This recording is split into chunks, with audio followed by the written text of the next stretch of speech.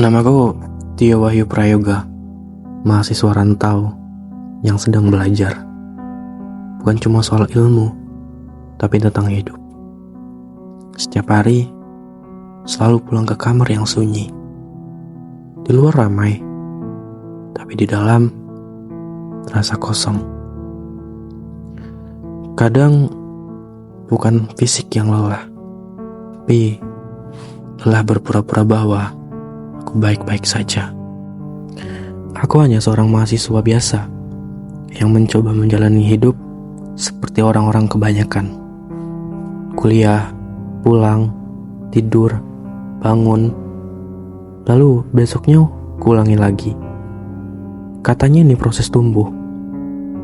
Tapi kadang aku merasa bukan tumbuh, justru hampa. Kamar kos ini bukan cuma sekedar tempat tinggal, tapi juga saksi betapa seringnya aku merasa asing dengan hidupku sendiri. Di luar, aku bisa tertawa, tapi begitu pintu tertutup, aku hanya diam, dan pikiranku saling menatap dalam diam. Siang itu, aku tahu, aku gak bisa terus sendirian. Ada rasa di dalam dada yang terlalu sesak kalau cuma dipendam sendirian. Aku butuh seseorang, bukan untuk menyelesaikan masalahku, tapi untuk jadi cermin. Cermin tempat aku bisa melihat diriku sendiri dengan jujur. Siang itu, dia datang. Namanya Muhammad Raizan Syahendra. Dia temanku yang setiap kehadirannya selalu membawa ketenangan, yang entah kenapa terasa cukup siang itu. Kadang kita gak butuh banyak orang, cukup satu, tapi tahu cara hadir tanpa menuntut penjelasan. Mungkin bukan isi obrolannya yang menyembuhkan, tapi keberadaan seseorang yang tahu bahwa diam pun bisa jadi pelukan. Kami cerita banyak hal, tentang dunia kampus yang semakin berat, tentang rasa lelah yang semakin sering muncul, tentang keluarga yang dirindukan, tapi juga ditakuti. Dan ternyata dia juga sama-sama bingung, sama-sama lelah, sama-sama nyaris menyerah. Ada semacam kelegaan saat tahu bahwa aku gak sendirian dalam rasa ini. Kami sama-sama berjuang, sama-sama berpura-pura kuat di depan orang lain. Dia menyarankanku untuk pulang kampung. Kalimat itu sederhana, tapi jujur seperti tamparan halus ke dalam hati. Mungkin memang waktunya pulang.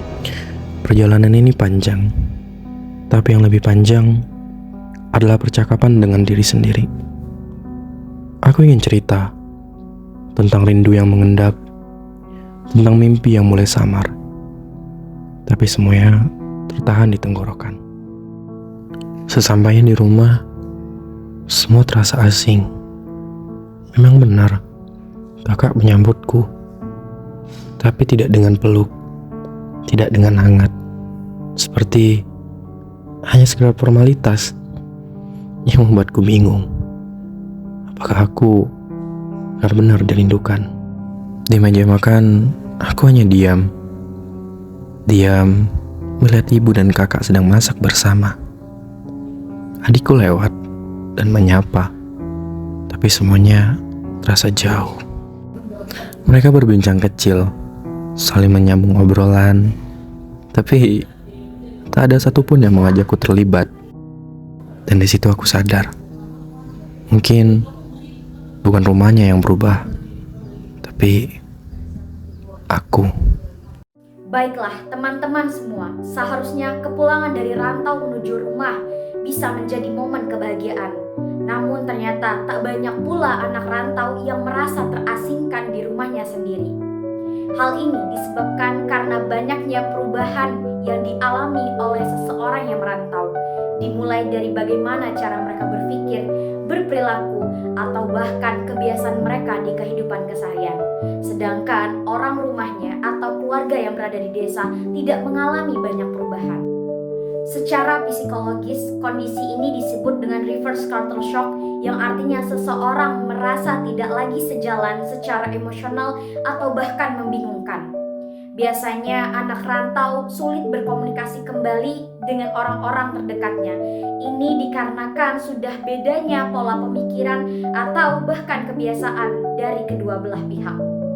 Namun, teman-teman semua, hal ini bukanlah akhir dari kedekatan keluarga, melainkan pertanda bahwa seorang individu tersebut yang tinggal di luar kota memiliki banyak perubahan dan perkembangan yang cukup signifikan dalam kesehariannya. Perlu kita ketahui bahwa adaptasi tidak hanya dilakukan ketika seseorang tersebut merantau, melainkan kita juga perlu belajar beradaptasi ketika pulang kembali ke rumah. Nah, hal tersebut diperlukannya waktu, kesabaran hingga komunikasi terbuka agar hubungan yang tadinya renggang bisa terjalin secara hangat kembali. Kesimpulannya adalah, walaupun kepulangan tidak selalu membawa rasa yang sama seperti dulu, namun percayalah bahwa rumah akan tetap menjadi tempat ternyaman bagi seseorang pulang. Selagi semua pihak keluarga berusaha memahami bahwa perubahan itu ialah hal yang wajar dan keterasingan bukanlah pertanda dari kehilangan.